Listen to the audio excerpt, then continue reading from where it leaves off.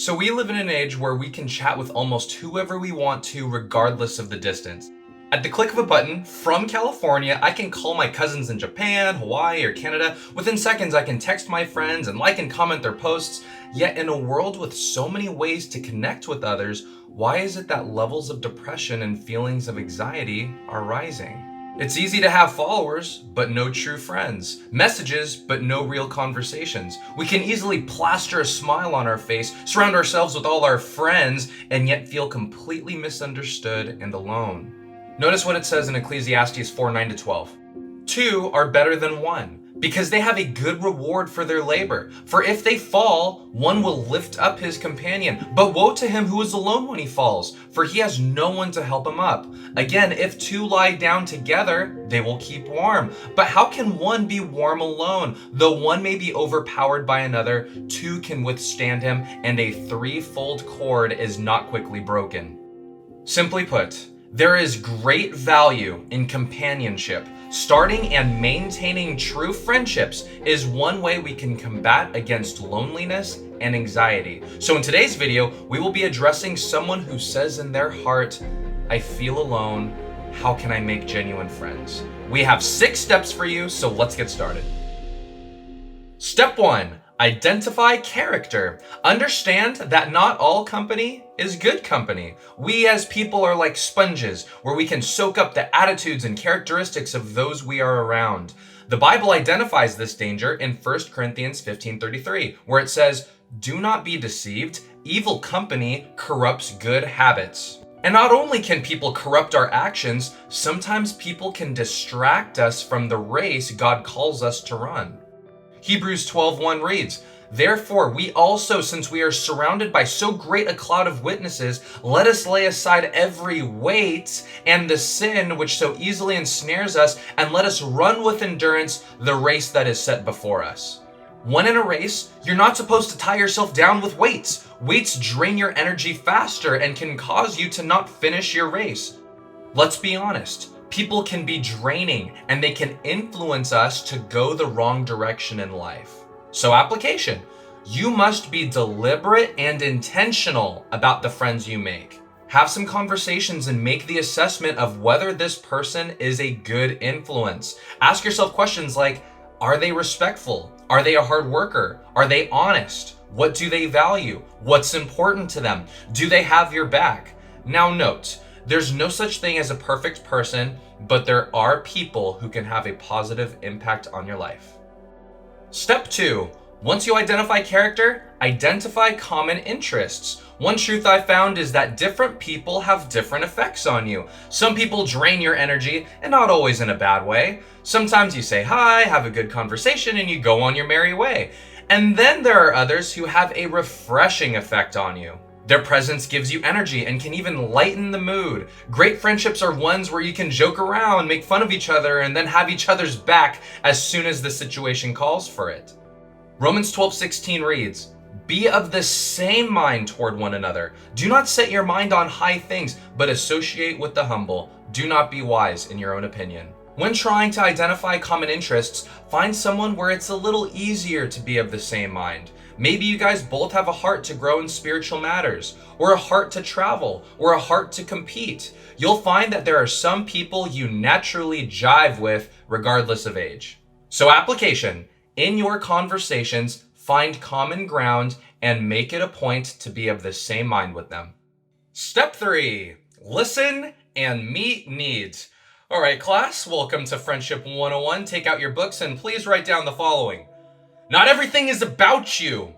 I've been in conversations where people will tell you about their day, their conversations, their struggles, and that's fine and all until they talk to you for like over 30 minutes.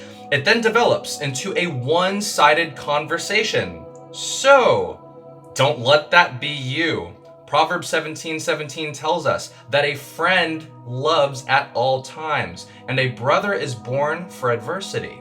And just so you know, love sometimes looks like giving someone your undivided attention and being there to listen and lend a hand if they need it. Application. Know that one of the greatest gifts you can give is your time. So as you talk to people, put your phone down. Don't check your texts mid-conversation. And as you talk, truly listen to them. Ask them questions and try to be genuinely interested in what they have to say. And if you sense that something is wrong, encourage them and offer your help. As a quick side note, identify if your friend just needs someone to listen. Not all problems require a solution. Sometimes your presence is all that's needed. Step 4. Be vulnerable. This is one of the more difficult steps. It requires you to open up and be yourself. And it comes with the possibility of you being judged or criticized for who you are. Sometimes it's easier to put on a mask and be the person others want you to be at the expense of losing who you actually are. We walk a dangerous line when we put up that front. Notice what it says in Romans 12:9. Let love be without hypocrisy. Abhor what is evil, cling to what is good. Be kindly affectionate to one another with brotherly love, in honor, giving preference to one another, not lagging in diligence, fervent in spirit, serving the Lord. The word hypocrisy here can also mean disguised. So in other words, let love be sincere. Application: as you converse and love others, be open and genuine. Don't rush this process, but know that deep friendships are cultivated in open honesty. So when the time comes, be open to sharing your struggles and weaknesses to give your friends an opportunity to help alleviate your burdens. To close this point, pay attention to what C.S. Lewis says in his book, The Four Loves. To love at all is to be vulnerable. Love anything, and your heart will be wrung and possibly broken. If you want to make sure of keeping it intact, you must give it to no one, not even an animal. Wrap it carefully round with hobbies and little luxuries. Avoid all entanglements. Lock it up safe in the casket or coffin of your selfishness.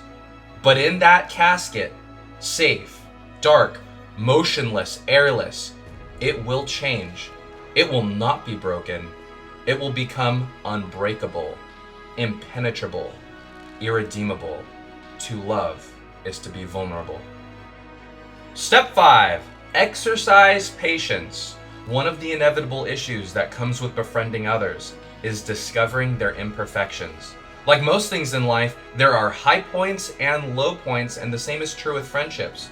No close relationship is without its annoyances or conflicts. And the goal shouldn't be to avoid all conflict, because that would be impossible. The goal should be to work through them in a healthy way.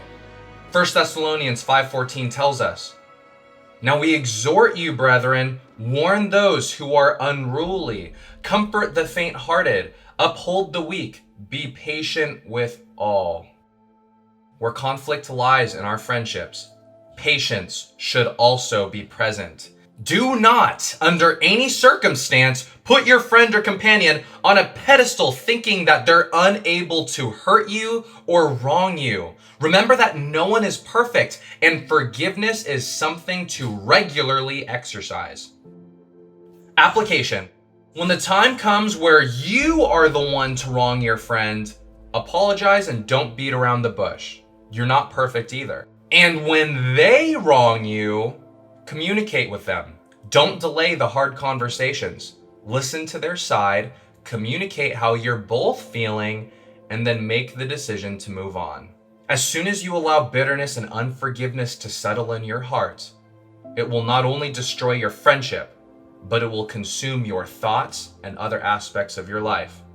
True forgiveness will unchain you from the past and will allow your heart and mind to be free to experience the present to the fullest. Step 6, final step. Initiate and meet up.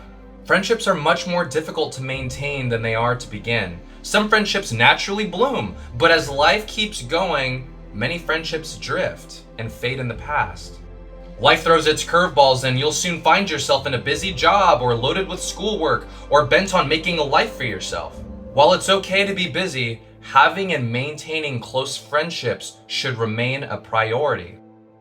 In Ephesians chapter 4, verses 1 through 3, Paul tells us, I, therefore, the prisoner of the Lord, beseech you to walk worthy of the calling with which you were called, with all lowliness and gentleness, with long suffering, bearing with one another in love, endeavoring to keep the unity of the Spirit in the bond of peace. Note how it says endeavor. This word means to labor and be diligent. So if we are called to labor and be diligent to keep unity with other believers, how much more should we labor to be unified with our close friends in Christ? Application: call your friends and meet up. Sometimes the busyness of life doesn't allow for weekly meetups. So maybe aim to meet up once a month or once every other month. You can grab a coffee, grab a bite to eat, go on a hike, play games, watch a show, anything that will allow you guys to talk and update each other with where you are in life. This step is also a little tough because it means that you may have to initiate and put yourself out there first. In my experience, there will always be people who will hang out with you if and only if they have free time.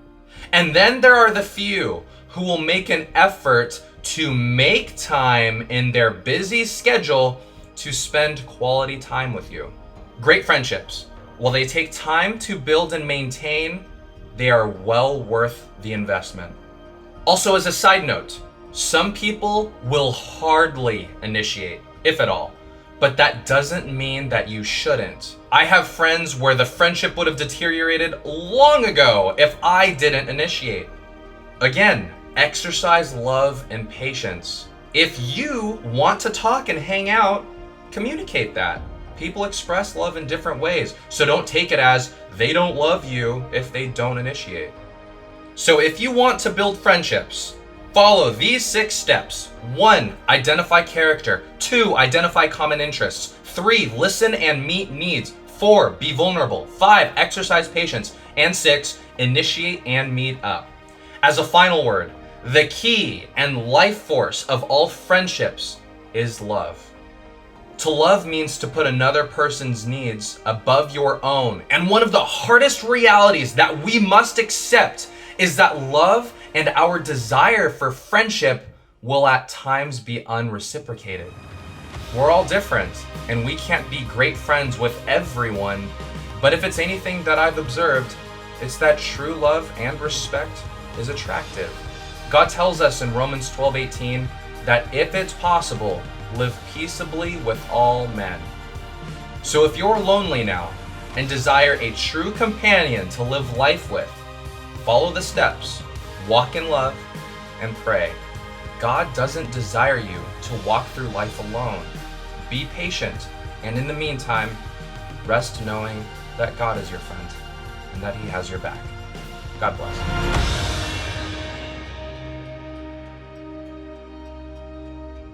Hey gang, I'm Aaron Sassis, and I'm the whiteboard artist for Impact Video Ministries. Thank you guys so much for watching, and if you found this video helpful, if you liked the video, please share it with your friends, family, neighbors, coworkers, anyone who you think would benefit from this video. If you guys have any questions for future videos, please leave them in the comment section down below. And as always, God bless you guys. We'll see you in the next video.